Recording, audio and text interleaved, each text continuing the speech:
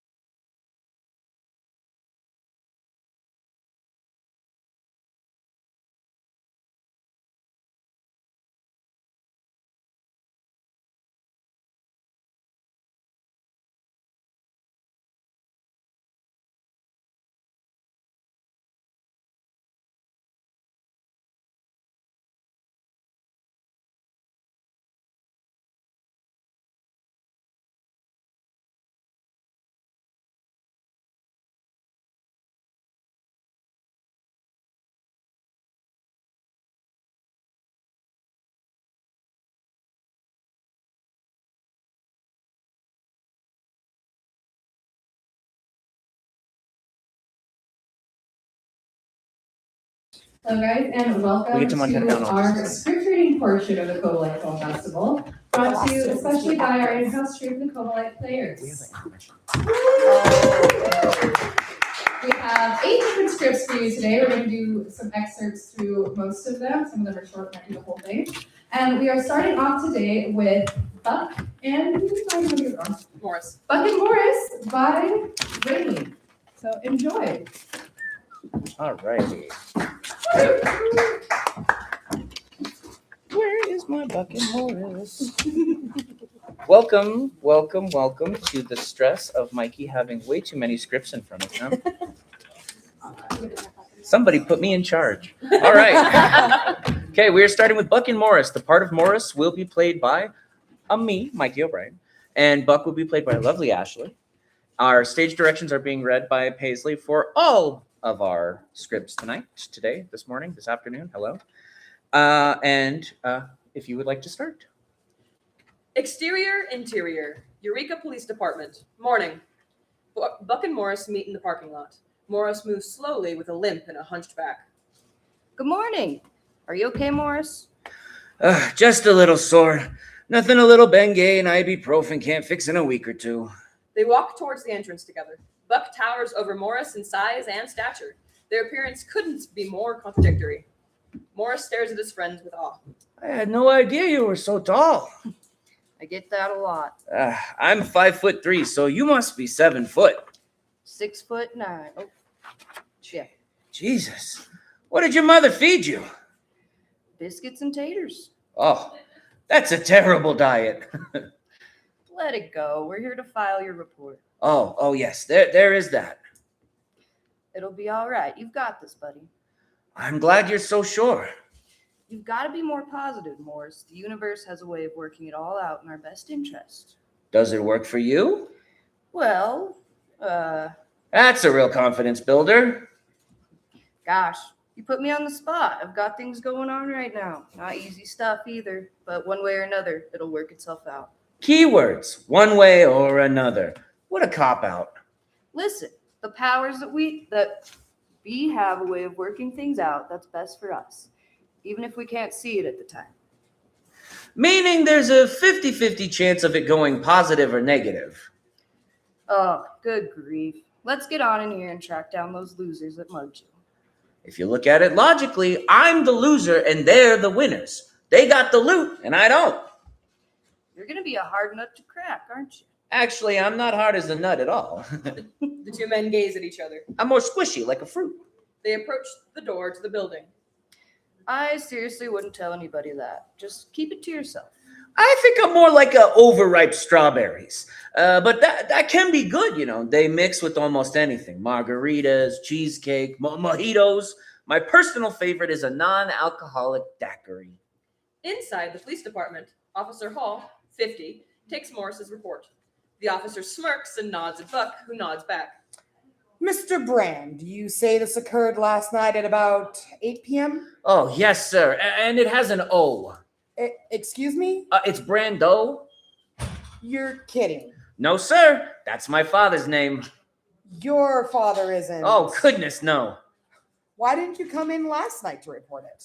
Well, you see, I'm still new here and learning where everything is. Then I met my friend Buck here, and, he offered to come with me. Let me guess. You strolled into the shanty to gather yourself. Buck and Officer Hall exchange glares. That's exactly right. How'd you know? It's the only place I can even remotely imagine where the gods would bring you two together. Well, I, for one, am thankful. I have a new friend. One day, I hope to be as tough and as brave as he is. Officer Hall reviews his notes.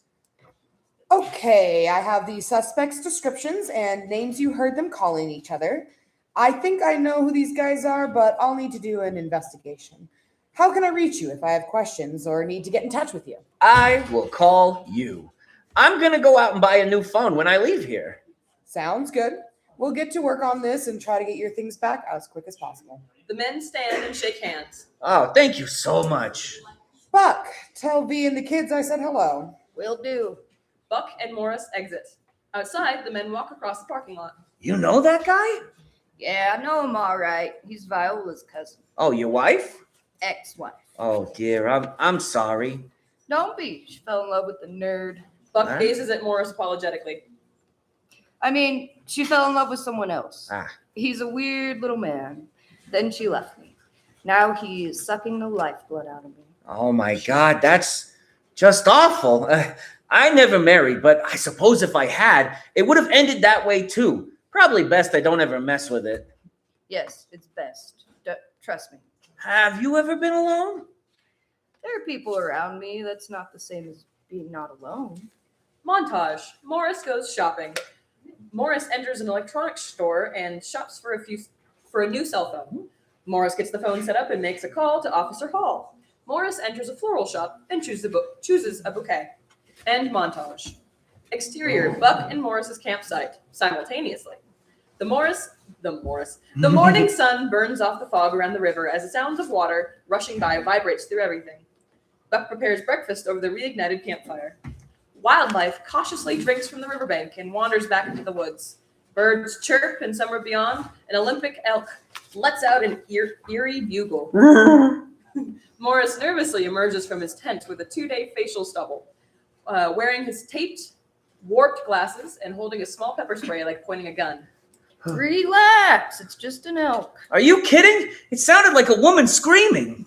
Not kidding. But you'll get used to it. Morris locks his pepper spray and places it in his pocket. I don't know about that. Just a heads up, but that tiny little pepper spray ain't gonna help you out here. I should have gotten bear spray. I've got an extra. Don't worry about it. Oh, thanks.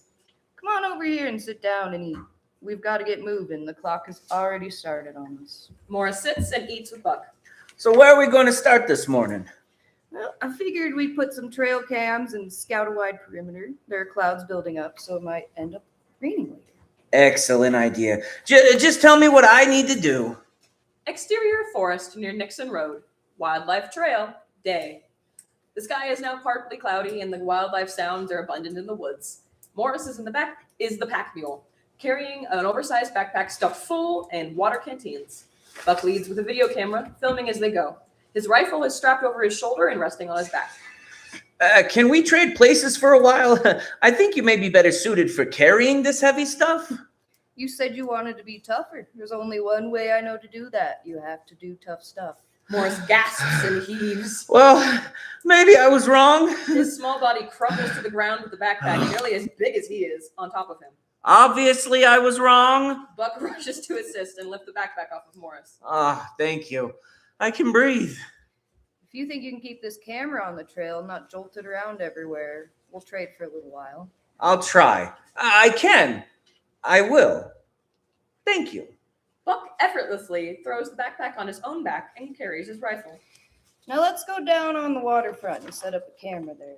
Morris straightens his glasses, steadies the camera, and walks carefully down the trail. Okay, here we go. Buck observes how Morris is walking and shakes his head. Morris, the river is that way. Oh, Morris swings around and corrects his path. oh yes, it's this way. Here we go. Again, he steadies the camera and walks methodically into the woods. Buck follows. If you keep walking this slow, it'll be Christmas by the time we get there. Oops, okay, I'll go faster. Morris speeds up while trying to keep the camera steady. And now Buck and Morris are going to the river to set up a trail cam. The elusive Bigfoot doesn't stand a chance. Morris looks back and smiles at Buck. Buck rolls his eyes. Eh? Exterior, Trinity River. Woods. Moments later. As Buck and Morris get close to the riverbank, tree knocks are heard. Listen to that. Who would bang on a tree like that? It takes opposing thumbs to hold the stick and an aim with intent to swing it and make it land. Ah. It's either a person or a Bigfoot. Really? This is exciting. Suddenly, a rock flies through the air and hits the ground near the men. Startled, they jump and look around. Buck aims his rifle while surveying the area. Ooh, what was that? A rock got thrown at us. Wildlife doesn't throw rocks. Primates? Exactly. I think I may pee my pants right now. Don't do that. Just go behind the tree over there. By myself? No way. I'm not going with you. Woods. Moments later.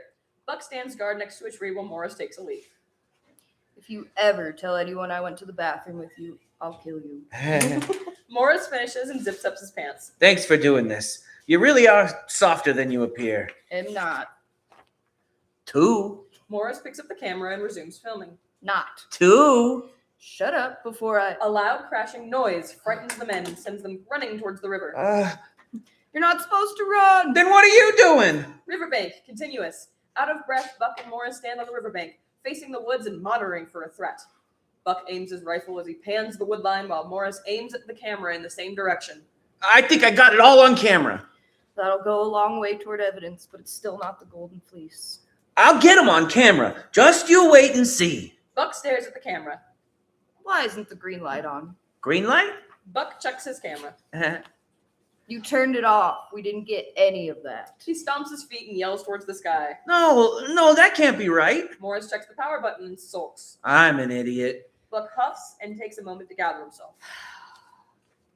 Nah, it could happen to anybody. After all, we were running through the woods. I'm sorry. Don't cry over spilled milk. Let's keep moving. From now on, make sure the camera's on. Yes, boss. By the way, what do you think that thing was? I don't know, but it seems to be gone now. And this is a good spot, so let's pull a trail cam over there. Buck leads the way to a tree by the wood line. Morris follows. Exterior, day. The skies are cloudy as Buck and Morris place a trail cam. It smells like rain. Yeah, Nope. it does. Let's set one more and get back to camp. Okay by me. A noise startles the men, and they freeze in their steps. Buck lowers his rifle. Morris keeps filming. What was that? Sounded about the size of a coyote or big cat. How can you tell? If you're out here enough, you get used to the sounds. Suddenly, a coyote darts across the wildlife trail several yards away. And Buck and Morris.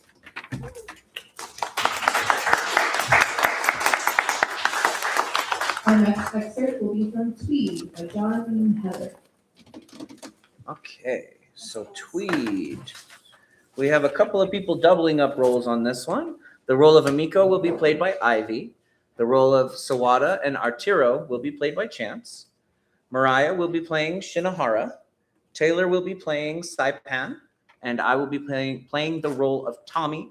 Just a quick heads up, there is some language of the time, so it is a bit more 18 plus, but it's brief. Ready? Tweed. Inspired by the true accounts of George Tweed, Shioki Yokai, and the Chamorro resistance on Guam during the Pacific War. Written by John Eden Heather. Exterior, offshore, day.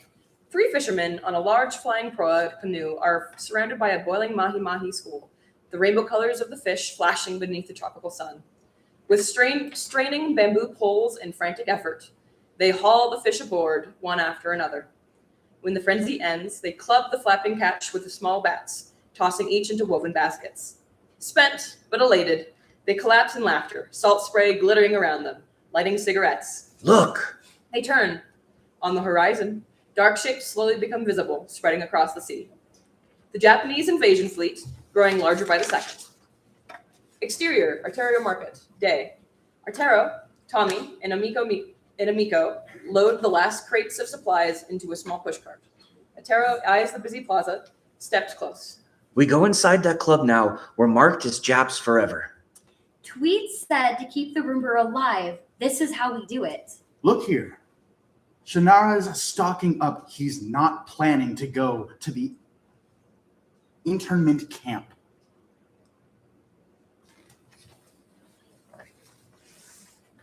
Get close. Offer to help. Find out his plans. Tweed needs intel now more than ever. Those planes mean big trouble. You both are on the inside now. Interior, Japan Club, day. Dusty rays streak through the bamboo window shades of the teak-paneled club. Order and intimacy gone. Tables overturned, food and bottles scattered everywhere. Tommy and Amiko enter, blinking through the outer sunlight to understand the inner shadows. At the head table, Shinohara and the Saipan Chamorro stand over a map, the islander pointing out landing sites. While the portly Japanese businessman glides over to meet the Tanakas, the Saipan Chamorro lights a cigarette and eyes Amiko openly and intensely. Konnichiwa, Shinohara-san. Are you ready to go to the internment camp? We have your supplies. I am so sorry this is happening. Bold and curious, Amiko makes the table, then the map. Her head snaps up. We're not going, Tommy-chan. But it's the governor's order. Sa Muzakashi ne? My Saipan trading partner here just brought us important news. Japan will declare war on America. This is an invasion map. Yes. Soon Guam will be overwhelmed. That is why I called you, to save you. Please, take the supplies down to the vault. We must hurry. But our mother, our family. I must go get her. The table crashes over. The Saipan Chamorro grabs Amiko from the behind and puts a knife to her throat.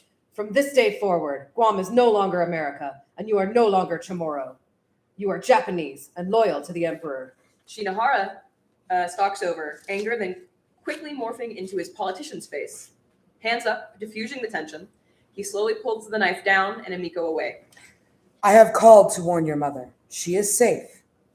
Tommy, Amiko, what is the Chamorro saying? The only way to survive a typhoon is to bend like the coconut tree. Bend now. The typhoon is here. We must be at the bridge between Chamorro and Japanese. Many lives will depend on us. Outside, sirens blare. Let's get the supplies to the vault, now! As they turn towards the door, the tattooed islander grips the young Japanese Chamorro's woman's arm.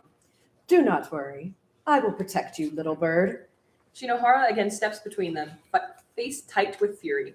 Surprisingly, Amiko gives them both a cool, feminine smile, now embracing her new deep cover role. After she departs, Don't you ever touch her again, you hear me? a slight head nod of acknowledgement, but the Saipan Chamorro's eyes never drop into obedience. Interior, Japan Club vault, continuous. Carrying crates of food, Tommy and Amiko descend into the concrete bunker lit by storm lanterns. Sawada and Dahima sit amongst suitcases, chests, and jumbled valuables. Exquisite Japanese paintings, crystal chandeliers, and jewelry boxes. Dahima catches Amiko's eye, a flicker of shared terror and a warning to stay silent. You should be grateful to Shinohara-san. I spit on your father for polluting this Japanese blood. You should die with the Americans. The vault door above slams shut. Tommy reaches for Amiko's hand. It's limp. She's staring at the Saipan Chamorro descending the steps, a bayoneted rifle in hand, a bandolier of rifle cartridges across his tattooed chest. Today, your Guam Chamorros will pay for their American arrogance. Exterior, Governor's Palace overlook. Haganta, day. Aerial buzzing grows louder. Through binoculars, Tweed spots a squadron of bombers crossing Guam's northern end. Sound the alarm. Sirens wail and reverberate through the capital. People scatter. The cathedral bell begins clanging furiously. The growl of engines overhead, then the shriek of descending bombs. Explosions tear across the island's west coast. End Tweed.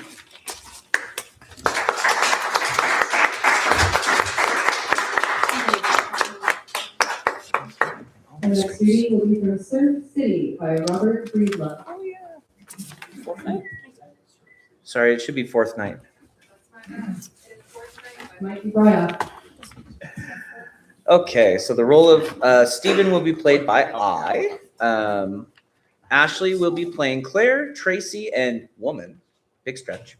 Detective Calhoun will be played by Taylor, and Detective Park will be played by Mariah. Is this one that we have to share pages with? I don't know. No. We'll figure it out. The fourth night. Interior, Stephen Hawk Private Investigations. Day. Stephen sits on the edge of Claire's desk. He hangs up the phone. No answer. Claire slides an envelope over to Stephen. What's this? Your plane ticket to Los Angeles. Claire, I can't go to Los Angeles. Claire slides another envelope to Stephen. That's your cash. I know a PI out in Los Angeles. Philip Marlowe. He's a top notch. I can give him a call and... We're not talking about a regular client. We're talking about my niece. I'm not turning this over to some Philip Marlowe guy. She needs your help.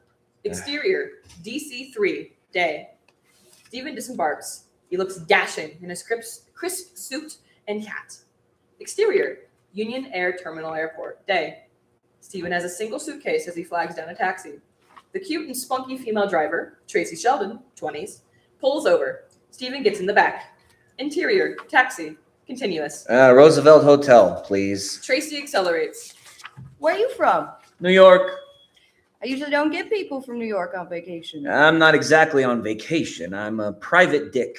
I'm out here on a case. How exciting! What is this case about? Not sure yet. Exterior, Roosevelt Hotel, day. The taxi passes Grumman's Chinese Theater. The marquee reads, They Drive by Night, George Raft, Anne Sheridan, Ida Lupino, Humphrey Bogart. The taxi pulls up to the hotel. Interior taxi, day. Stephen pays Tracy, then gives a little extra. Can you pick me up in an hour? Sure thing. My name's Steven. Tracy. Interior hotel room, day. Stephen washes his face and makes himself a drink. He pulls out a piece of paper and grabs the phone. Dials 0. Metro 1710, please. The phone on the other end rings. No answer. He hangs up. Exterior Roosevelt Hotel, day. Stephen comes out. Tracy waits outside her taxi. They get in. Interior taxi, continuous. Where to? 5690 Edgewood Drive. Exterior residential neighborhood, day. The taxi pulls up to the small house in a well-kept street. Wait for me. Exterior, Susan's house, day. Stephen repeatedly knocks on the front door. No answer. Interior, Susan's house, day. A man wearing gloves and holding a pistol, seen only from the waist down, moves near the door. Doorbell rings. Interior taxi, day. Stephen gets back in. Not home. Take me to the First Bank of Los Angeles. Interior, bank, day. Stephen enters. The bank is busy. He approaches a woman sitting at a desk. Excuse me. I'm here to see Susan Johnson. Helen Caldwell, at a nearby desk, takes note of Stephen. I'm sorry. Susan is on vacation this week. Thank you. As Stephen leaves, he sees an enlarged photo of Henry Miller on the wood easel by the front door. The photo is draped in black. Interior, taxi, day. Stephen gets back into the taxi. I need to kill some time. Why don't you show me around? Let me drop my taxi off and get my car. Interior hotel room, late afternoon. Tracy is in bed. Stephen dresses. He takes the car keys and leaves the room. Tracy, half asleep, smiles and rolls over. Exterior Susan's house, late afternoon. Stephen pulls up to the curb in front of Susan's house. Stephen gets out. He adjusts his fedora, walks up to the house. The front door ajar. He slowly pushes it open. Interior, Susan's house, continuous. Stephen enters, immediately notices a large bloodstain on the carpet in a boarded-up window that faces the backyard. He's surprised by Detectives Parker and Calhoun. Can we help you? I'm here to see Susan. Detective Calhoun shows his badge. I'm Detective Calhoun, and this is Detective Parker, Los Angeles Police. Who are you? Stephen pulls out his ID. He hands it to Detective Parker. You're a long way from New York City. Yeah, tell me about it. I thought LA was supposed to be a big city. What's your business here? Stephen looks around the room. Bloody carpet, boarded up window, bloodstains on the window frame. The house has been thoroughly ransacked. I'm on the job. Susan is my client. Then I'm afraid you no longer have a client. Unfortunately, Susan Johnson was found dead here by a concerned neighbor. She was shot. Stephen is clearly stunned by this news. Why did she retain your services? That's privileged information. We could make it police business. Yeah, you could try. Detective Calhoun unbuttons his sport coat. Tough guy. He runs his hand along his belt, opens his sport coat, and exposes his holstered gun. Stephen mimics his exact movements, exposing a liquor flask. We'll contact you in New York. I'm not going back to New York just yet. I haven't seen all the sights. We'll send you a postcard. Yeah, I'll get you some crayons. Detective Calhoun tenses up. If you want to stick around here, pal, just remember that you're nothing more than a private dick on vacation. I think your partner needs a vacation. Detective Calhoun makes a move towards Stephen. Detective Parker stops him. Stephen leaves. An angry Detective Calhoun watches him. And the fourth night.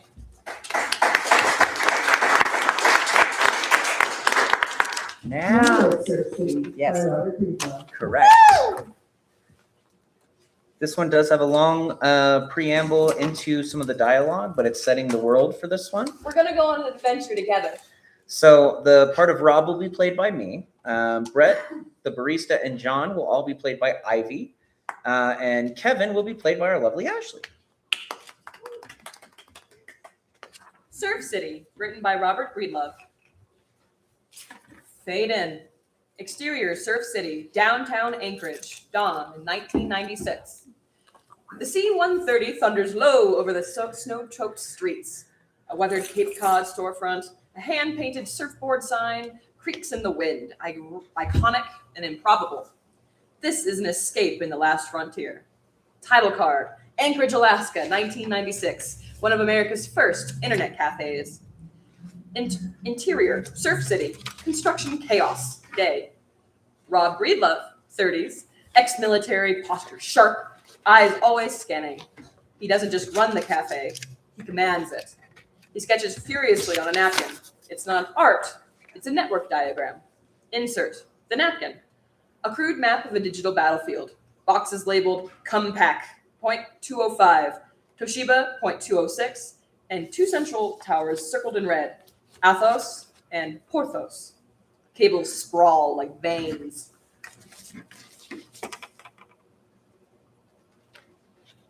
Do I have a line there? I'm so sorry. I thought I had a minute. How unprofessional. Jeez, Mikey. First page. Minute goes really fast. Everything talks to everything. That's the job. Montage, wired legacy. Cat 5 crimped with a satisfying click.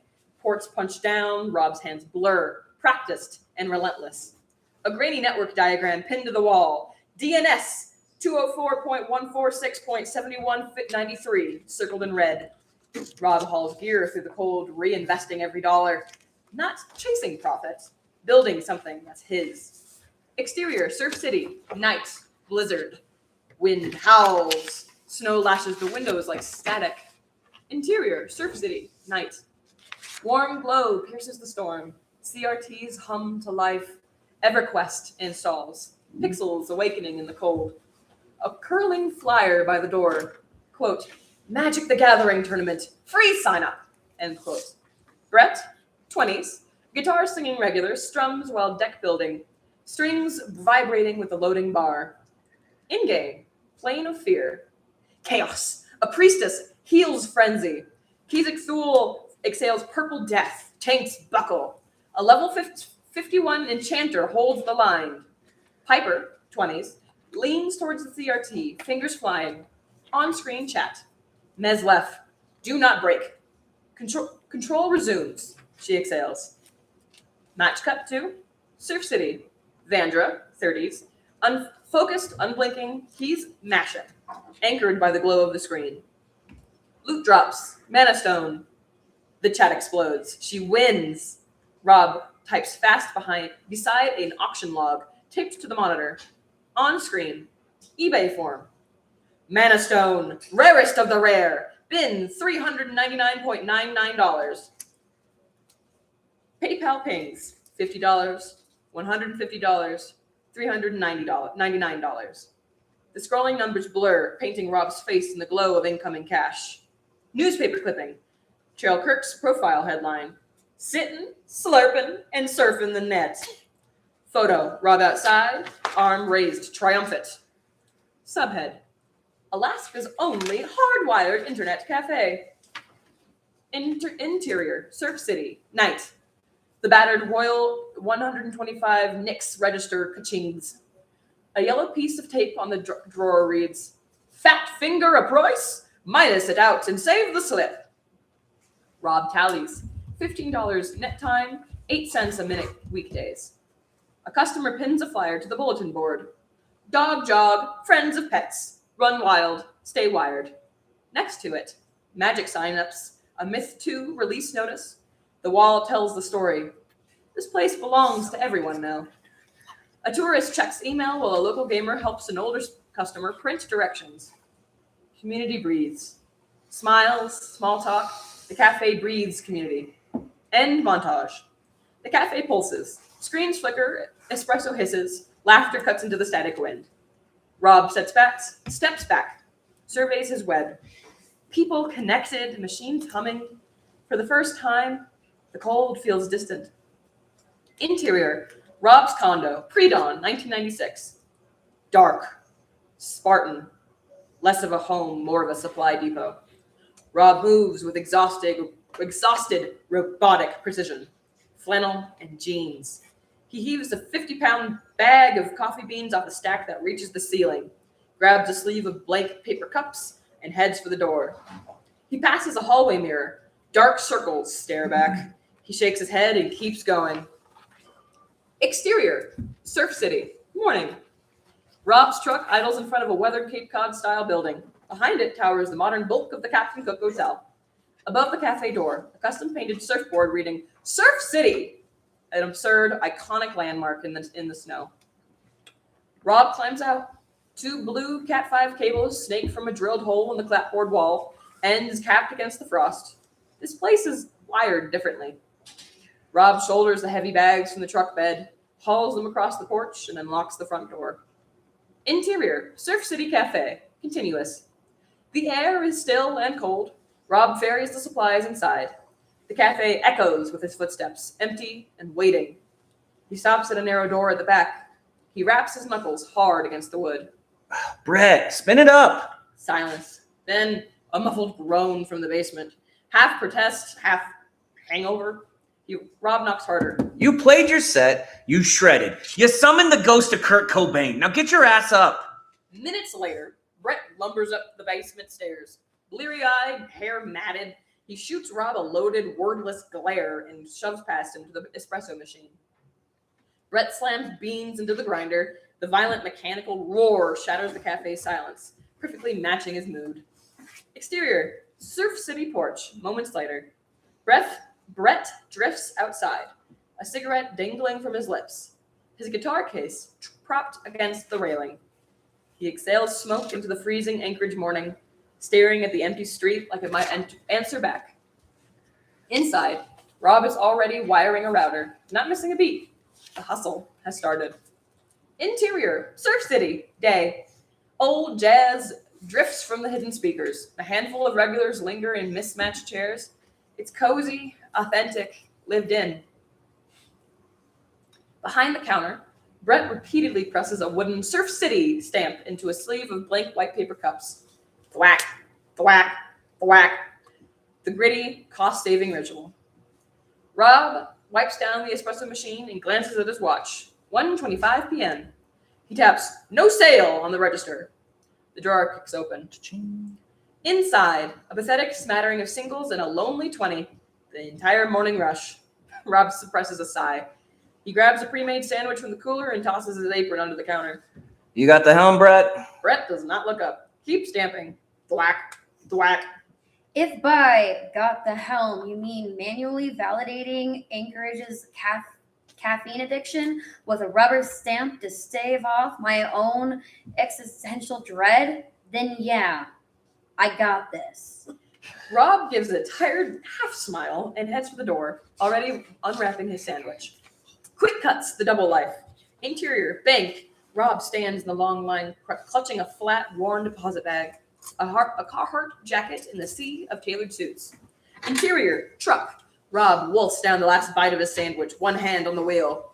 Exterior, Ship Creek Bridge. The truck rattles across the bridge, steel girders flashing back past the windshield in the hypnotic rhythm. Exterior, Government Hill Gate. Rob rolls the window down. An uniformed Air Force guard leans in, checks Rob's DOD ID. A sharp nod. The gate swings up. Exterior, Elmendorf AFB. The truck winds uphill towards the looming, brutalist bulk of the 732nd AMS warehouse. A fortress of corrugated steel and endless cargo bays. Interior, Elmendorf AFB warehouse.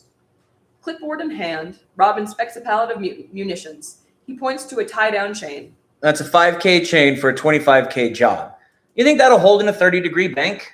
The young airman flinches. To them, Rob is Mr. AF Man. The guy who knows every reg, aces every test, leaves no room for error. Interior, military break room, day. Rob sits in uniform. Thick Air Force manuals are pushed aside. He is furiously scribbling math onto a stack of Surf City invoices. Interior, Surf City, night. Lights low. On a corner TV, Mystery Science Theater 3000 drones to an empty room. Rob has a flashlight clamped in his teeth. He ducks under a desk, hands steady in the shadows, and snaps a new video card into the motherboard. Click. Interior, Rob's condo, pre-dawn. No alarm, just the hollow silence of 4 a.m. Rob sits on the edge of the bed in the dark, still wearing yesterday's jeans. Double grates against his palms as he rubs his face. He's hollowed out, running on fumes. He reaches for a half-empty mug on the nightstand. He brings it to his lips, but stops. He sniffs it. It's not the rich, bold espresso roast he sells at the cafe. It's cheap, stale, burnt drip coffee. Survival fuel. Rob closes his eyes. The bitter scent lingers. It triggers something. A shift in the air. A memory. Dissolve to exterior, sit and spin. Day, 1996. Flashback. A gray, overcast Seattle sky. Rob, 29, younger, lighter, not yet worn down. Hauls a faded green military duffel bag into the wet sidewalk. He turns into a storefront with a funky hand-painted sign. Sit and spin. Interior, sit and spin, continuous. Chaotic cathedral of 90s cool. The air is thick with roasting espresso, bleach, and stale cigarettes. Mudhoney tears through the crackling overhead speakers. It's 3 places at once. An art gallery, a coffee bar, and in the back, a row of washing machines rumble like distant thunder. Rob shoves his clothes into a washer, drops his coins. He crosses to the coffee counter. The barista, 20s, purple hair, smudged eyeliner, is staring at the ceiling, deeply bored. Drip or the sludge? Drip. Black. Just need to survive the spin cycle. The barista wordlessly grabs a cup and fills it. As he waits, Rob's eyes drift to the corner. A huddle of people crowd around the row of clunky, outdated computers.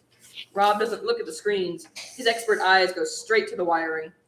A thick bundle of Cat5 cables snakes out from the backs of the machines. His gaze follows the cables up the wall, across exposed ductwork, all the way to the heavy-duty 20-port network hub bolted to the ceiling. He looks down. Guy in flannel types furiously, a $3 latte sweating beside his mouse. He listens. Washing machines churn, quarters drop. People paying for time. He looks back to the glowing monitors. Time.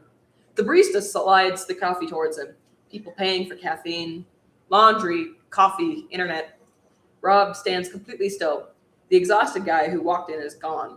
Stares at the blinking network hub on the ceiling, the gears in his head catching fire.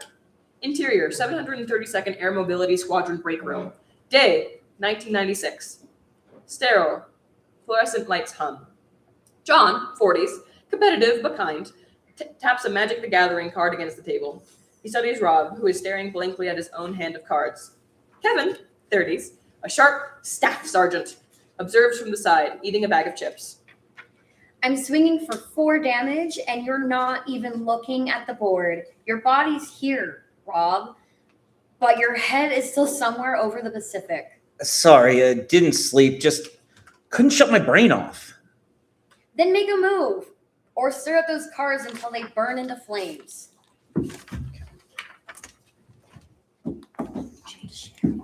I have to share this page, sorry. It's just Sun Tzu with dragons, John. You act like it's national security. Rob sets his cards face down on the table. Forget the dragons. I saw the future in Seattle in a laundromat. The future smells like bleach and dirty socks. Check it out. Not the laundry, the setup. They had a network, outdated computers wired into a ceiling hub.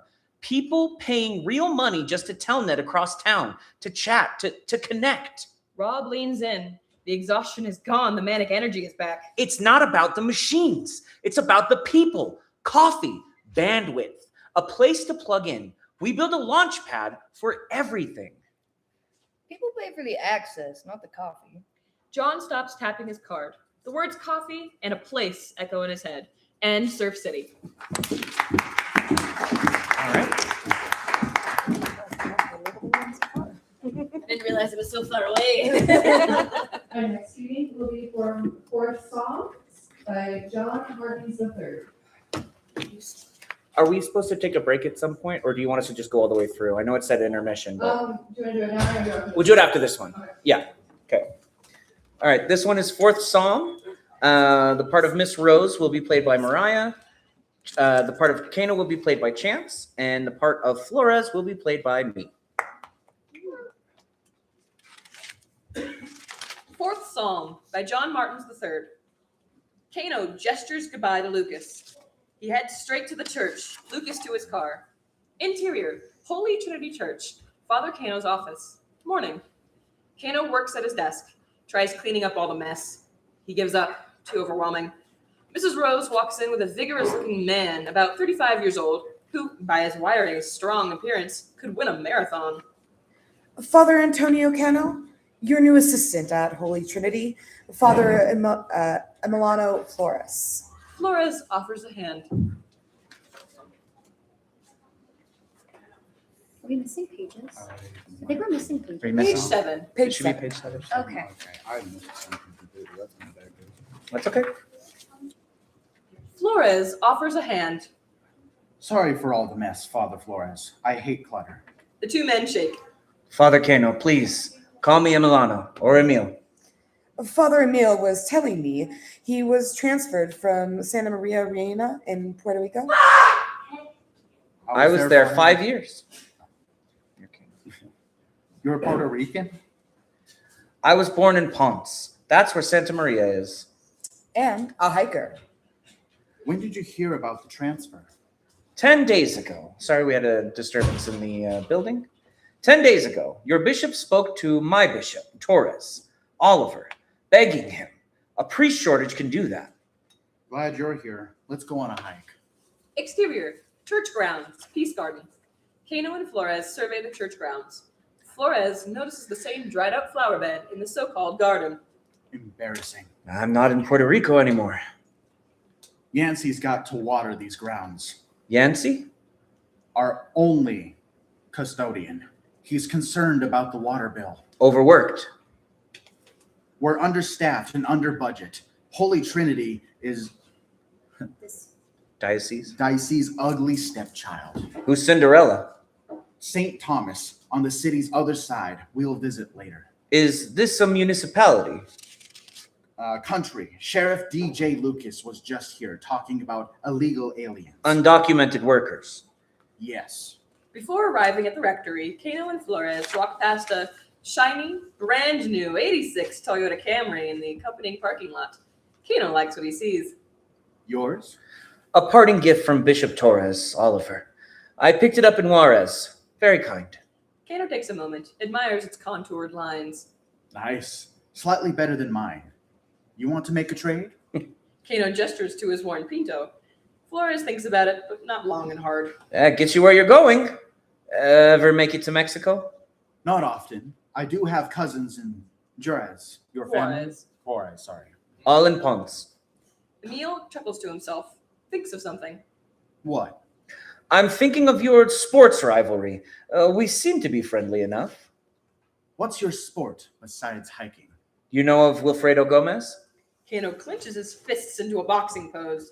Bazooka? A great fighter, Hall of Famer? He cried like a baby when he heard of Sanchez's death.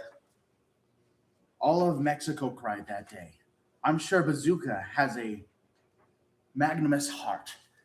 Actually, he knew he'd never have a chance again to beat him up. I'm sure Bazooka has a good heart. You got us back after he knocked out Luke Pinatar. It's time for our peoples to come together. There are bigger things to think about. The two men continue taking in the grounds. Not too much to see. Kano is almost embarrassed. May I do some sightseeing on my own? And miss all this? Not at all. You need to know the area. Let me show your 5-star luxury suite. The two men walk off. Interior, Holy Trinity Church, Kano's office. Day. Flores sits before the judge, Kano. No niceties. When Bishop Torres Oliver transferred me, I stayed a night in Juarez because the church had accommodations for me as I waited for my car. That's where I met Azalina and Hector. She just lost her job as a domestic and was working at Our Lady of Guadalupe for food and shelter. She knows people in Albuquerque and was hoping to move there. I offered to take them there because she didn't have enough money for bus fare. She and her son need a place until they get settled in. Father, she's a hard worker. Immigrant hard. The floors are sparkling. It's like walking on ice. Did Miss Rose tell you she has a green card? She did. Husband? Yes, he's still working in Juarez, but they both have to work to make ends meet. He'll be coming soon. I'll be blunt. It's inappropriate for her to sleep in the same quarters as you. Your heart's in the right place. Not a good look. The church will pay for a motel room. I know a way. They'll sleep in the rectory and I'll sleep in my office. Her husband will be here soon and they'll be gone. Sure. I brought my sleeping bag. Do you need anything? I'm ready for a good hike. Kano agrees. Tomorrow? Exterior, Oregon Mountains. Day. Kano and Flores hike up the treacherous slopes, make their way to the top of Sugarloaf Peak. Kano loses his balance, slips. Flores offers a helping hand. Kano quickly grabs. Flores pulls Kano to safety. That was close. Later, Kano and Flores... Pardon the disruption. Kano and Flores soak in the scenery. Breathtaking. The two scarf down sandwiches from a packed lunch. Is this the easiest trail? I hike it because it's relatively accessible, safe enough, and the views. What about the Potrillos? 30 miles southwest of here. No water or shade. Few visitors. I sure wouldn't climb it at night. You break a fingernail, you could be stuck up here for days. Cox Peak? Great 360 view. Got to be careful. Rugged. Astronauts train for their lunar missions around here. What's the best route?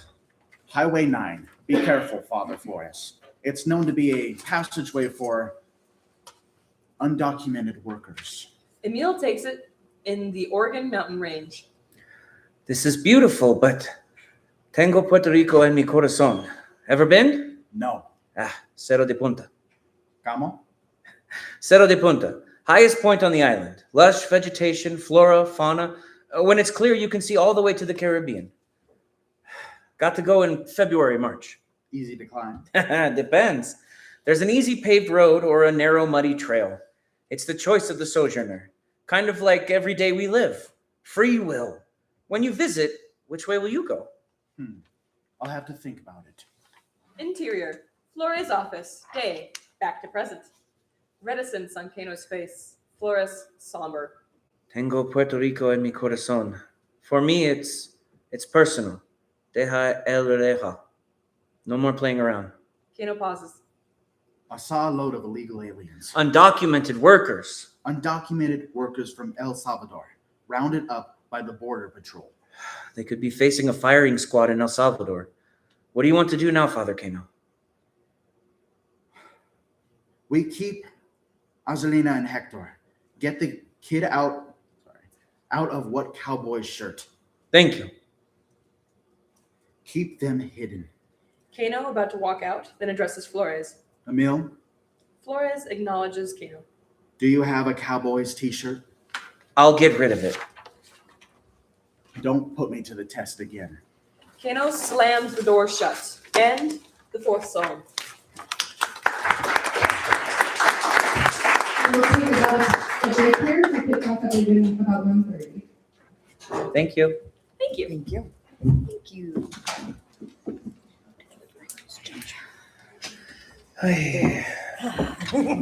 Thrill seekers.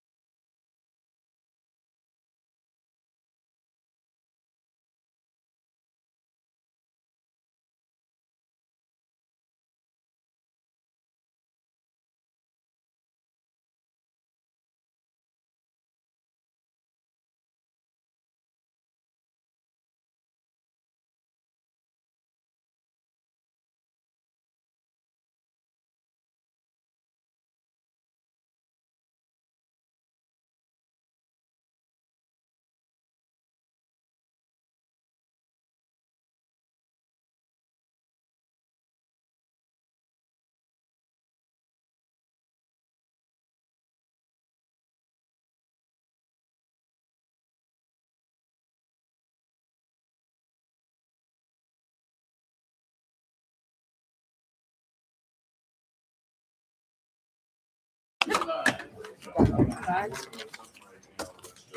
Hey guys, we're gonna get started with our second act session here now. We are going to be doing Cleansing by Clint Connors. hello. Alrighty. My understanding was that this was supposed to be like a stop animation. Is that correct? Okay, perfect. All right, so we are going to have Christine, who's played by Taylor. I didn't write that down. I'll be playing the part of Joseph. Daniel will be played by Mariah. And then President Bodenheimer, the statue, and Samantha will be played by our lovely Ashley. Oh, so you're not reading. All right. No. The Cleansing by Clint Connors. Interior, dorm room, later. Christine slides down the door and buries her face in her knees. She winces and slaps her head a few times.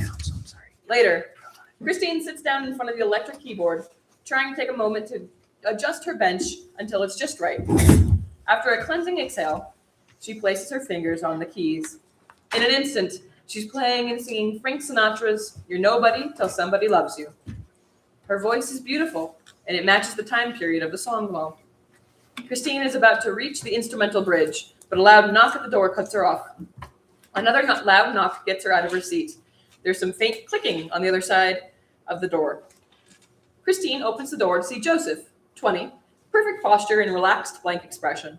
He stands outside with a small notepad and a pen in his hands, as well as a camera around his neck.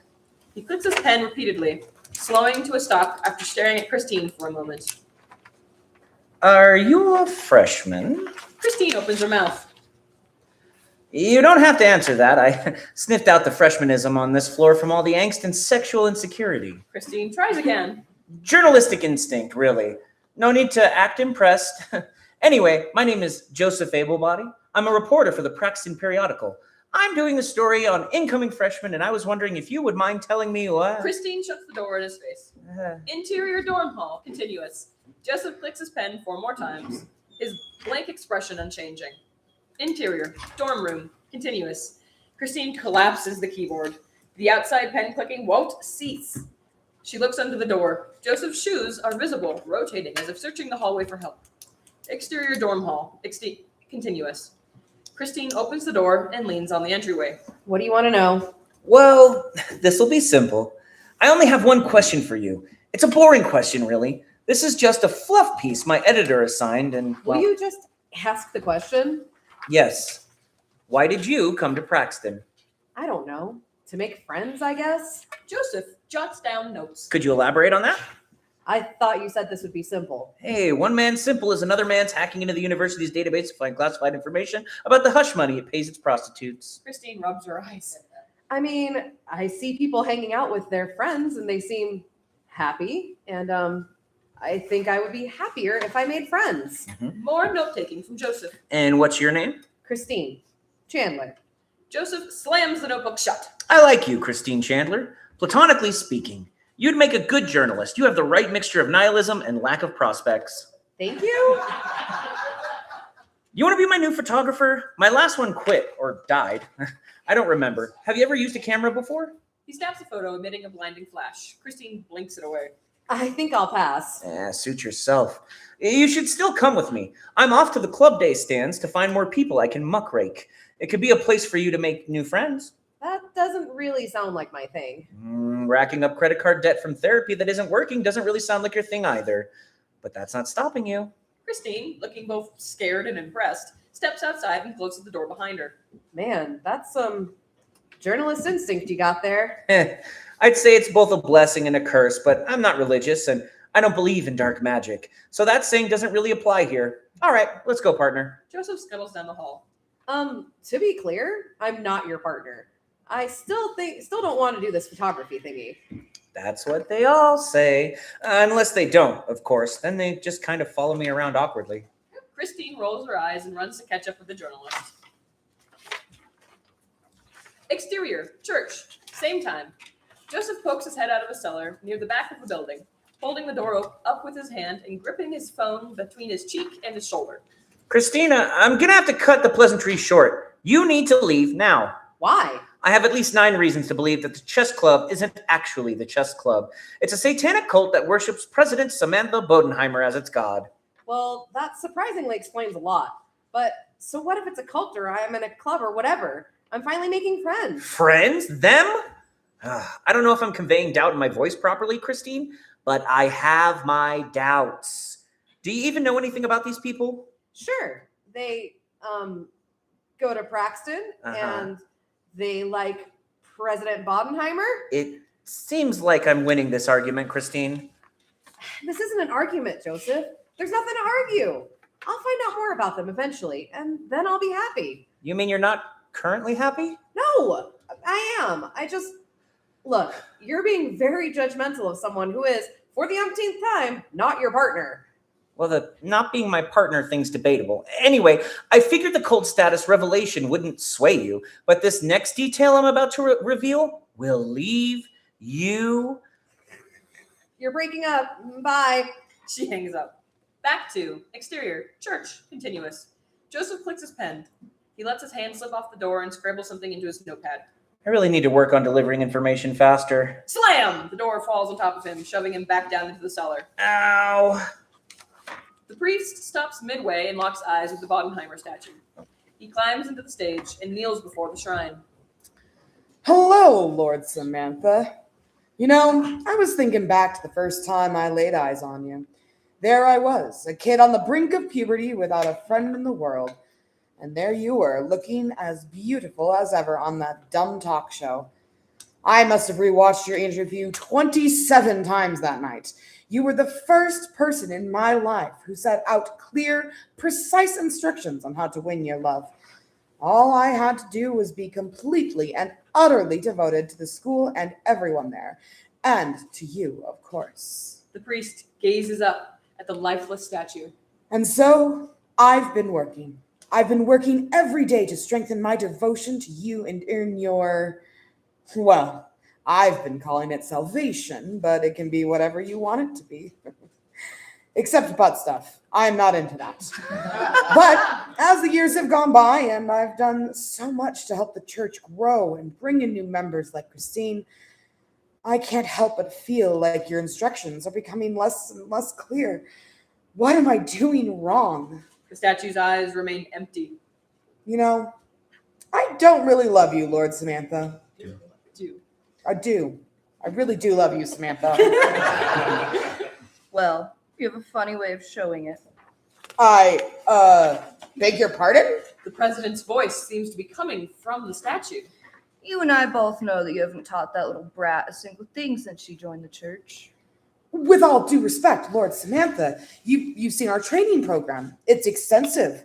It's even got aerobics. Well, if it's so extensive, then explain why she's off playing doctor with your skank of a sister. Ooh. Hey, don't talk about Maria like that. You know it's true, Daniel. Maria's leading Christine further from the light. Oh, what am I doing? He rises. You're not the real Lord Samantha. You're just some demon conjured up by Clapton University to tempt my darkest impulses. He closes his eyes, turns his head, and shoves his palm towards the statue. Be gone, Figment. Leave this holy place. A stone hand snatches Daniel's throat. He lets out a garbled cry. The now animate statue drags him up to her face, her fingers tightening around his neck. Does this look like a figment to you, punk? Fiery smoke engulfs the room. No, it does not, your lordship. I mean, your majesty, I mean... Silence! The statue lets go of Daniel long enough to move her grip down to his collar. She gasps for air. Now, you know what must be done. I don't, Lord Samantha, I honestly don't. No, I can't, Lord Samantha. She's my sister. You must, Daniel. It's what's best for the church. And without this church, you're nothing. Or have you already forgotten? She opens the stage's trap door. The unholy orange light radiating from the entrance illuminates Daniel's terrified shriek. No! Please. The statue chortles as she lowers her squirming victim into the pit. Please, Lord Samantha, please don't send me back. He gawks at the blurry pool at the bottom of the pit displaying the following images. End the cleansing.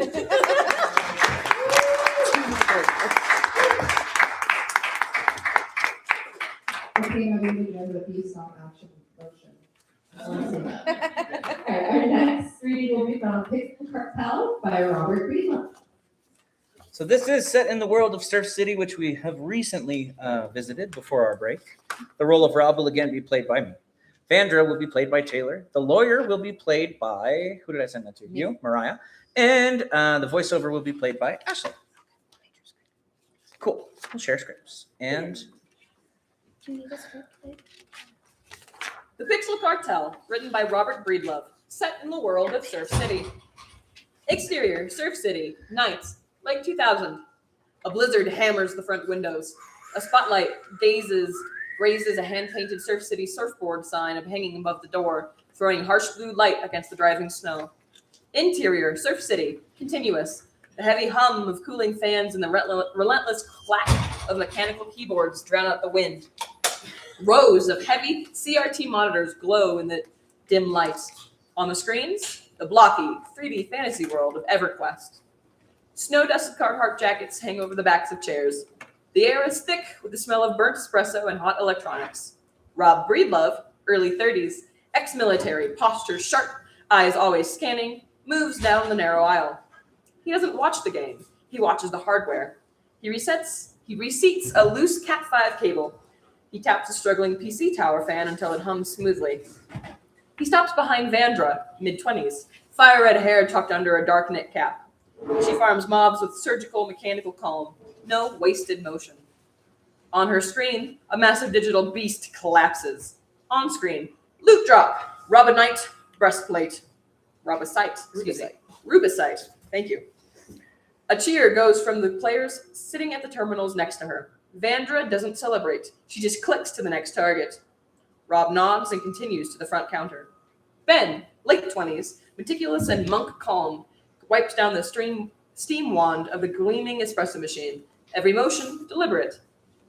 Rob steps behind the counter and pulls a heavy red ledger towards him. He flips it open. Close on ledger. Columns of meticulous handwriting. Expenses. Rent, circled in red. Power bill, triple underlined. Income, Manastone, $511.11. Rubicite, $510. Glowing black stone, $412.25. Rob presses a sticky note onto the corner of the page. On sticky note, Vandra, 78 hours, comped. He exhales, tracing the double underlined power bill with the cap of his pen. It's too close. Too close. Suddenly, the heavy front door bangs open. A violent gust of cold air rushes into the stifling heat of the cafe. Snow swirls into the entryway. The clack of keyboards slows. A few players look back. A lawyer, 40s, steps inside, brushing snow from his shoulders. A small human gesture at odds with his sharp, expensive suit. His polished shoes track melting snow across the worn floorboards. He adjusts his grip on the thick leather briefcase, taking in the room with a quiet, practiced assessment. He scans the room. He sees the steam curling from the mugs. He sees the pale halos of phosphor light reflecting in the players' eyes. To Rob, this room is a symphony of survival. To the lawyer, it's an illegal factory. Rob slowly closes the red ledger. Interior, Surf City, continuous. The lawyer stands in the entryway. The heavy wooden door clicks shut behind him, cutting off the howl of the blizzard. He unbuttons his overcoat. He doesn't look like a customer. He looks like an executioner. He walks past the front counter, ignoring Ben, and heads straight for the stairs leading into the gaming lounge. Rob tracks him. He steps out from behind the counter and follows. Interior, upstairs lounge, continuous. The lawyer crests the stairs. He steps into the pale phosphor glow of the EverQuest monitors. Players lean into their screens, unaware of the intrusion. The lawyer's eyes lock onto the far wall. On the wall, the whiteboard ledger. Rares sold. Manastone, $511.11. Rubicite, $510. Game time leaders. Vandra, 78 hours per week. Her sticky note is pinned next to it like a badge of honor. The lawyer watches, his ungloved hands flexing in the warmth. A loud PayPal ping cuts through the room from the admin terminal. Rob reaches the top of the stairs, wiping his hands on his jeans. He squares his shoulders. The military posture kicks in instantly. can I help you? The lawyer turns. He nods towards the whiteboard. Efficient little economy you built. Organized. Profitable. I'll ask again. Can I help you? Your network is profiting off my client's intellectual property, 989 Studios. You're the owner? Vandra rises from her terminal. She doesn't hesitate. She walks over, planting herself shoulder to shoulder with Rob. The lawyer clocks her red-purple hair and the heavy bags under her eyes, then looks back at the whiteboard. Keeping the lights on, I see. Vandra's eyes burn with quiet fire. You think you own what's on that board? The IP is yours, sure, but the hours are mine. The bruised wrists, the burn behind the eyes, that's mine. You didn't earn a single cent of that. The lawyer stares at her, unfazed, cold. It isn't legal. I've spent 78 hours this week staring down the Kazakh Thule in the plane of fear. You really think a guy in a suit scares me? Rob touches her arm, a gentle anchor. He knows the war is lost. Okay, I'll show you the server. We'll handle this in downstairs on my terms. Vandra stares the lawyer down for one more second, then gives a fierce, earned nod. She stays planted on the landing. Rob leads the lawyer back down the stairs. Vandra's gaze flicks back to the whiteboard. The numbers. Interior, Surf City, basement, continuous. Rob leads the lawyer down to the narrow, unfinished stairs to the humming e-games auction server. The LEDs blink rapidly in the dim light. This is it. The lawyer snaps open his briefcase. He pulls out a thick cease and desist order and presses it hard into Rob's chest. Rob takes it. Shut it down, or face the injunction for relief, fines, and criminal charges. The infringement ends tonight. Rob stares at the legal document. He looks up at the glowing monitor, the engine keeping the cafe alive. Full compliance is expected. We'll be watching. Rob's jaw tightens. He steps up to the keyboard. He types the command. He hesitates for a fraction of a second, then hits enter. On the screen, active windows close. Processes halt. The heavy metallic hum of the server winds down. The cooling fans spin to a stop.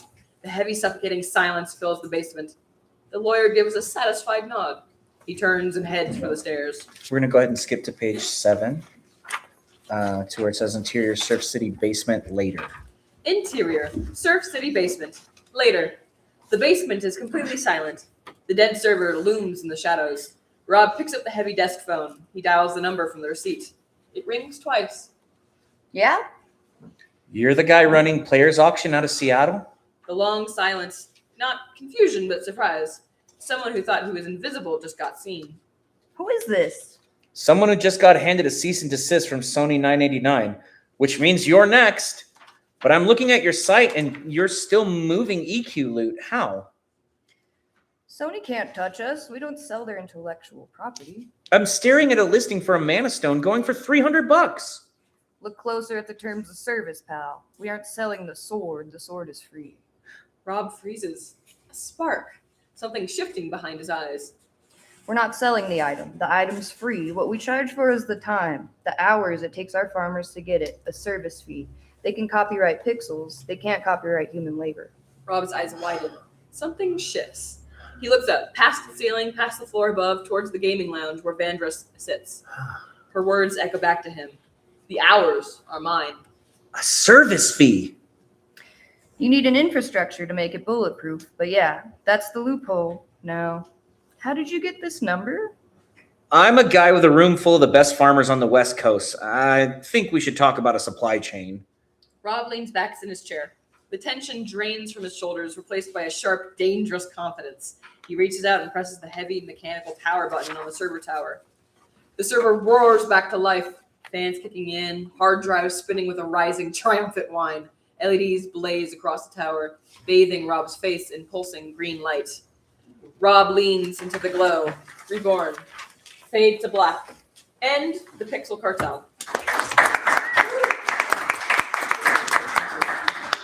And our last one for this afternoon is from Montana Bound by Gary Hetzler. We actually have 2 more. There's women. Or do you want us to skip that one? No, you can do that. I just remembered that one. Oh no! Women of the Wild is the next one. That one. Wild Women of the Woods. There it is. We'll get there eventually. You have It's the a team effort. I don't have the cover page anymore. That's true. He's being nice and sharing. Okay. So we're starting here. You have page 40. Okay. Yes. The Wild Woman of the Woods. Interior, Rel's clan house. Night. Rel paces. Macan and Walkie watch. Uneasy. Silent.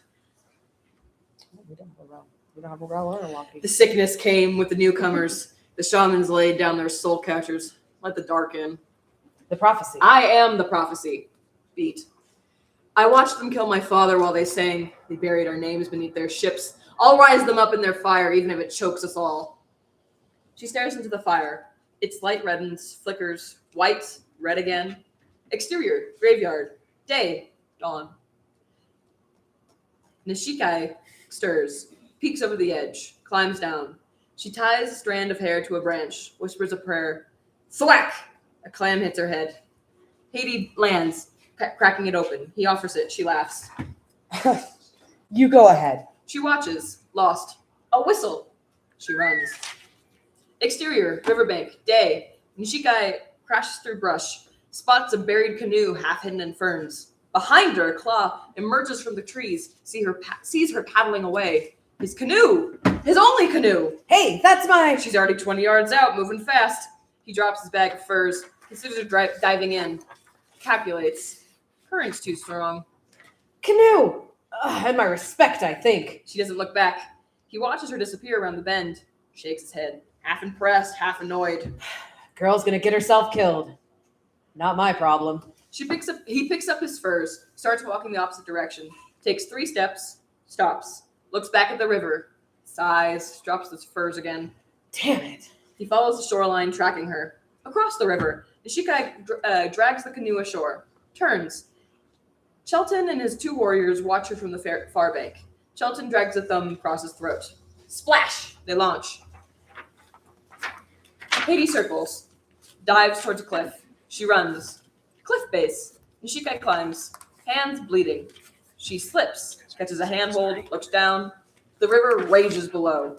A canoe lands. Warriors climb out. She pushes higher. At the top, Haiti waits at a narrow crevice. She shimmies in, stuck. A hand grabs her ankle. She kicks, snags a rope. A net unfurls. Thwack! Bats explode into the daylight. Warriors scream, flail. Shelton swats bats away, furious. I'll follow you into the spirit world. His voice echoes through the mountains. She bolts. The echo follows her. Exterior, mountaintop, day. She scrambles up a deer trail. Hades circles above. The trail ends. She looks out. Vast forest below. Sea beyond. The horizon blurs, warping through her tears. Shelton's voice rings out, distant but relentless. I will hunt you to the ends of the earth. You don't need to hunt me. I'm already gone. Her breath ragged, shallow. Her knees buckle. She sinks to the ground, hands over her face. Low sobs. Then she's eerily calm, blank face. A wind gust whips her, forceful like something passing. She whips her head up, looks around. A distant sound mixed with the wind. Whoosh, whoosh. Wild woman of the woods stands in the forest, watching her. Nishikai takes a deep breath. A heave. Slumps. Then rustling. She snaps, grabs a rock, ready to strike. A wild-haired, short man bursts from the woods. Zugwa. Ancient, barefoot. More shaman than man. A bear claw crown tangles in his hair. Blue, cloudy eyes. A stick drags behind him. He flings a net. It lands 6 feet short. She stares. I caught your shadow. She lowers the rock. Confused, exhausted. Works better with bats. He drops the net. Your will to live outweighs my power to drag you home and eat you. Beat. You passed my mountain net. Not bad. I think your nets have seen better days, old man. She sits and watches him. He drops to his knees, gathers the torn net. It falls apart in his hands. He side-eyes her. Nishikai rubs her eyes, exhausted. He walks towards the cliff's edge. She isn't watching. He coughs and keeps walking. She doesn't look up. He stumbles towards the cliff's edge. Oh no! Oh, help me! She looks up and races towards him. Stop! She looks up. He freezes. Smiles slyly. Adjusts his crown. Bows. Gestures with dramatic flair all around them. I am Zugwa the shaman. More powerful than all the chiefs combined. And twice as handsome. She looks around at nothing. Huh? Jaw shifts, eyes narrow. My grandma would have told me about you. Never did. Who's your grandma? Saniquia. He still's hurt. Well, I've been hiding. She never mentioned the cave of the cannibals, but a girl capturing me didn't see that. He looks upwards, puts his fist into the air. Funny old ones. Real fun for you all. Ishikai looks around. He's speaking to no one. She eyes Heidi, perched in a parting in the brush. She steps towards the new path. Zugwa stands tall as he can on his tiptoes. He holds his head sideways, looks at her with one eye. And you are? I'm Nishikai, and that cave doesn't exist. He faces her, shoulders relax. One who sees the soul. That name hasn't been spoken in a long time. He bows his head, holds out his stretched arms up, wrists together. If you must bring me back, bind my arms gently, dear. What? You know, everyone thinks you're dead. He drops, howls, rolls, sits up. Dead? Music to my ears. Wait, how long? She shrugs. Help an old man up? She steps closer, cautious, offers her hand. Her soul catcher dangles. He sees it, freezes. His hand reaches, stops, trembles. His eyes widen. He stares at her for the first time, then looks away. He starts into the thickest brush of the trail. No trail there. He's whacking through it. Come, rest. Stay, share a meal. Don't worry, they won't follow me home. He vanishes into the forest. Ishikai looks at Heidi, hesitates, shrugs, and then follows. Interior. Zugwa's cave. Night. A black chamber of stone. Firelight flickers. Crystals glow like frozen stars. Water drips. Echoes. Zugwa stirs a bubbling pot. Hums horribly off key. Mm-hmm. A frog sits in a stool. He picks it up, kisses its forehead, sits it down. It hops. Ghosts don't jump. Heidi pecks to the ground near the frog. Princess Frog hops towards him. Now, be nice, princess. I thought you two would be happy to see each other. No wonder you never married. Ishikai scans the cave. Disarray everywhere. Scattered effigies, boxes overflowing with half-made carvings, rattles, a bear claw crown, all languishing. Zugwa stirs the pot, watches her from the corner of his eye. She moves through the space. Then she stops. A charcoal sketch on the wall. A young woman, Rel. Fierce, jaw set, eyes that burn even in charcoal. Ishikai stares at it. Zugwa goes still, spoon suspended over the pot. She looks, head slightly tilted. Something pulls at her. She reaches, fingertips almost touch. Zugwa quietly moves towards her. She turns. He's by her side, 6 inches away, watching her face with ancient, curious eyes. Oh. Startles. He doesn't step back. Who is this? He looks at the drawing, then at her face, back to the drawing. Someone who forgot which end of the passage she was facing. She burned brighter than the house could hold. He gazes at her, then shuts his eyes and just breathes. Princess Frog croaks once. He opens his eyes, looks at Nishikai, at the soul catcher on her throat. There you are. He moves back to the pot. Quietly spoons gold grease, drops into it. Stirs once, says nothing. She doesn't notice. He ladles soup into the carved bowl, holds it out. Eat. You look like something the forest didn't want. She eyes the bowl. What's in it? Food? Beat.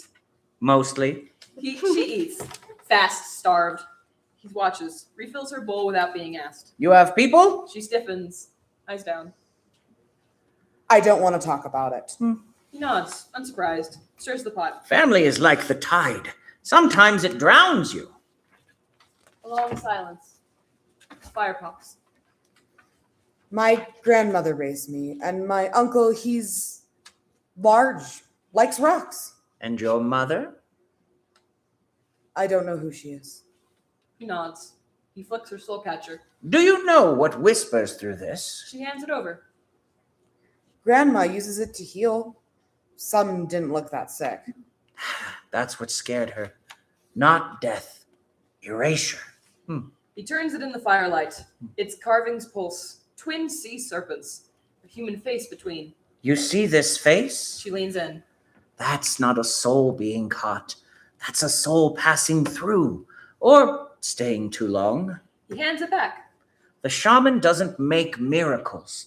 He finds the souls that stopped moving, shows them the light. But only the soul decides if it comes back. And if it won't? Then it won't. That's the law. At the potlatch, you tried to bring a boy back. She goes still. I let something in. I was angry. What if that's why he died? Ah, then you know what to feed it next time. Flash! Chelton Jr.'s eyes glazing over. Grandmother already told me this. Then why are you still afraid of it? He hums again. That horrible, tuneless sound. She stares. Has anyone ever told you that you can't sing? He stops. Turns to look at her. One eye narrowed.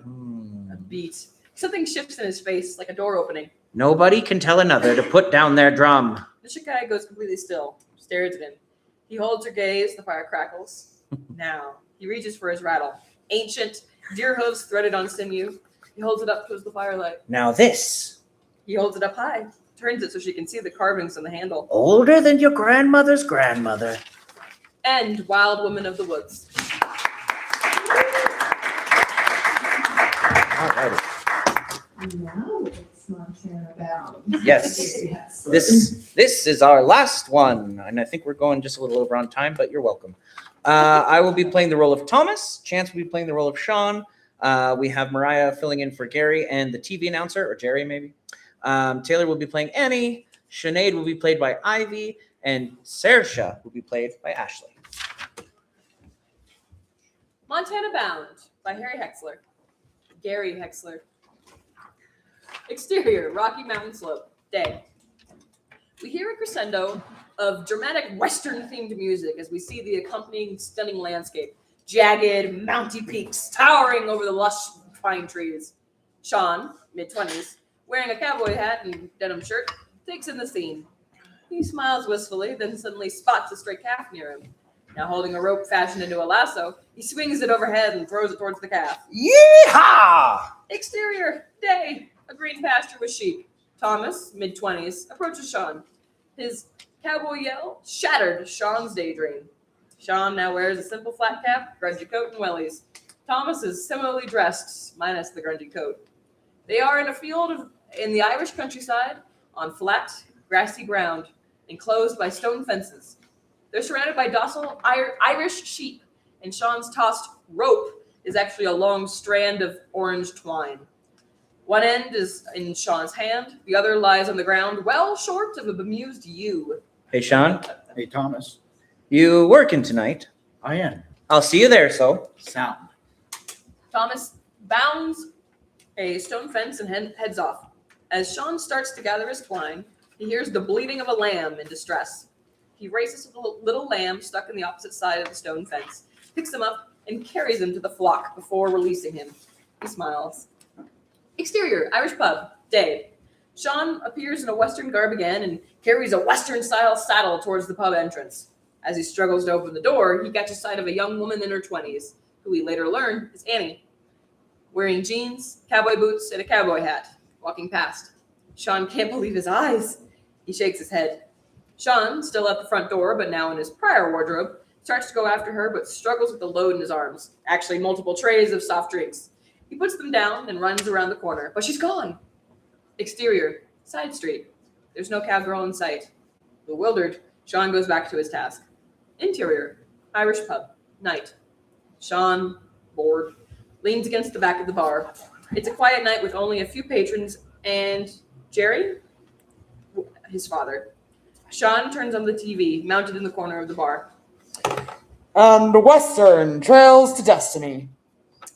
Let's not annoy the few punters we have, right, son? Jerry turns off the TV and walks back to Sean. Sean, defiant, turns the TV back on. Stirring Western introductory music plays. Jerry fumes and approaches Sean. Turn that down! Sean, sullen, does so and closes his eyes. Thomas enters wearing a cowboy hat and saunters up to the bar. Give me a shot of red eye, bartender. Sean snaps back to reality. Thomas is hatless. Right so. Sean pulls a pint and places it in front of Thomas. Cheers. Thomas takes in the TV program, playing in the background for a bit, and scans the nearly vacant pub. If you're not too busy, come join us down at the lock. Us? Right, sorry. Saoirse and Sinead. The night is full of possibilities. What are you on about? Sean throws a wet bar towel at Thomas. I'm sworn to secrecy. Interior, Irish pub, night. It's Later that night, only a few patrons remain in the pub, one of whom is sitting in the bar talking to Jerry. Sean absent-mindedly cleans a few pint glasses while watching the TV. We hear dramatic chase music. Suddenly, he sees that same young woman, Annie, walk past the front of the pub. He blinks. She's still walking past. Hurriedly, he dries his hand. I'm off, so. Jerry approaches and grabs his arm. Stop dreaming of someplace else. Your uncle's sheep farm was good enough for him. If you abandon it, you'll be spitting on his grave. I've got to go. Jerry emphatically turns off the TV while Sean races out. Jerry returns to the bar patron, who commiserates with a shake of the head. Exterior, Irish pub, night. Sean looks in all directions, but she's gone again. Exterior, lock, night. Thomas, Saoirse, and Sinead, all mid-20s, are all sitting on the timber railway, garden sleeper, and circled around a small fire in the evening as the evening fades. Sean approaches and sits down on another sleeper in the opposite side of the fire. Hey, Sean, fancy a song? As Thomas plays Bodram and starts singing a cowboy song, Sean closes his eyes. Suddenly, Eddie appears behind Sean. She's tucking in her Western-style blouse with the sleeves rolled up, jeans, a cowboy hat, and a braided bracelet, and plops down next to him. Startled, Sean stares unbelievably at Annie. Thomas stops playing the bodhrán. Sean, believing Annie isn't real, reaches out to touch her face. Pow! Annie decks him with one bow. Fade to black. Exterior lock. Nice. Fade in. And Sean's POV. Point of view. Thomas, Saoirse, Sinead, and Annie are standing, looking down at the flattened Sean. Thomas helps Sean up, and Sean turns to Annie. You're real? They all laugh. You think? I'm so sorry. I didn't mean to. I thought you were just a. Annie's eyes widen. Just stop while you're ahead, okay? They all laugh, including the sheepish Sean. Sean, this is Annie. Annie, this is Sean. Oh, Sean. So this is your Good friend and kindred spirit. right. Annie's the cousin from America. That's Annie? They all laugh. Exterior lock. Night. Some time has passed. Sean and Annie are deep in conversation while Thomas, Saoirse, and Sinead are on the other side of the fire, quietly chatting and taking turns playing the bodhrán. And you've never seen them before? I didn't even know how to pronounce their names. I only saw them on Christmas cards. But I've had the best time here. They've made it tough to want to go back. And where is that? We live on a little horse ranch in Montana. Big sky country. I'm impressed. Sean is now smitten in a far different sense, and he starts to share his dream. I've always wanted to go west, out where the states are square. Lead the cowboy life. Really? It's a rough life. But it's so nice here. I just don't know how to make the life I imagine come true over here. So, when are you going? I don't think I'll be headed over anytime soon. What with the farm to tend and... That's a pity. Interior, Sean's bedroom, day. Sean's room is adorned with Western travel posters and cowboy art. An empty backpack lies on the floor in the background. Give me one good reason why not. She could say no. She could also say yes. It's just not the right time. It never is. I have too much to do here. Yeah, well, pull the other one. She could laugh in my face. She wasn't laughing at you last night. Sure, look it. You've got nothing to lose. If she says no, you're no worse off. I'll come with you. No. I don't trust you to do it alone. Exterior, Saoirse's house. Sean and Thomas approach Saoirse and Shanine's home. There's a tall hedge near the house that Thomas hides behind while Sean knocks on the front door. When Saoirse and Sinead appear, they are each wearing a braided bracelets. Oh, hiya. How's tricks? Grand, did you? Grand. An awkward pause. Sean looks over his shoulder to Thomas. Thomas gestures for him to get on with it. I was wondering, is Annie in? Oh, I'm so sorry. She flew out of Shannon early this morning. It was nice meeting her, wasn't it? Sean is noticeably shaken. Is there anything else? No, thanks. Sean turns and starts to walk away, then suddenly inspired. Oh, wait. Do you happen to have her postal address? Postal address. What for? I was thinking we could be pen pals. That is so retro and sweet. Just a minute. She disappears inside the house. Thomas pokes his head out from the hedge. Sean motions for him to wait. Shorsha returns. I've jotted it down like you asked, and also her email address. That'll be quicker. Cheers. Sean starts walking down the driveway as Thorsha closes the door. Just as he reaches the street and Thomas stands, the door reopens and Thomas quickly ducks again. Sean, hang on. Sinead comes out with Shorsha racing after. Sinead carries a small, slightly bulky envelope. She spies Thomas. We nearly forgot. Annie wanted us to give this to you. Cheers. Sean simply puts the envelope in his inside coat pocket. Shorsha and Sinead turn to go. See you later, Sean. Page 9. Oh, there it is. Okay. You too, Thomas.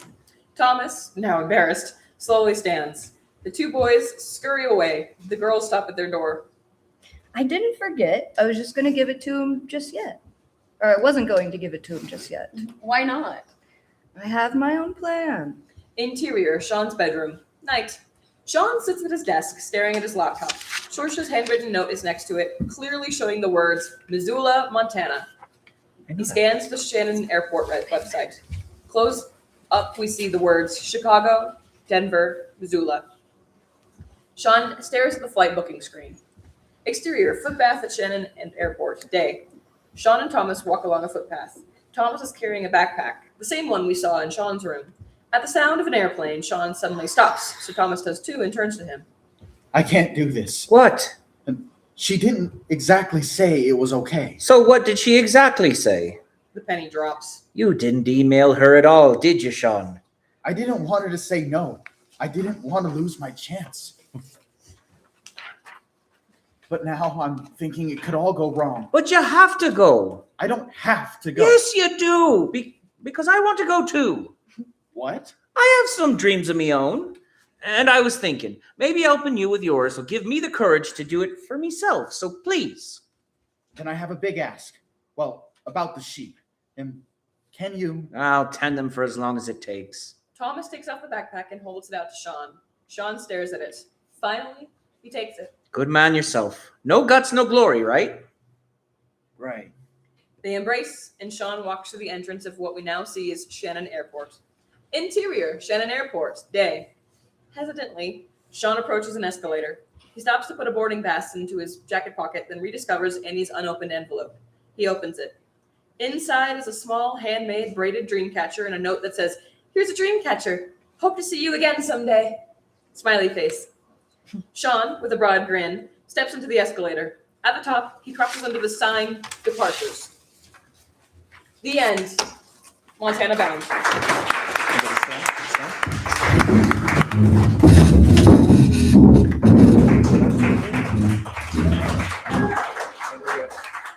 Thank you to all the writers. These are amazing plays. Scripts. Sorry. I do far too many. Especially on the stairs. We're going to take a quick little break before we resume at 3:30 with our next film.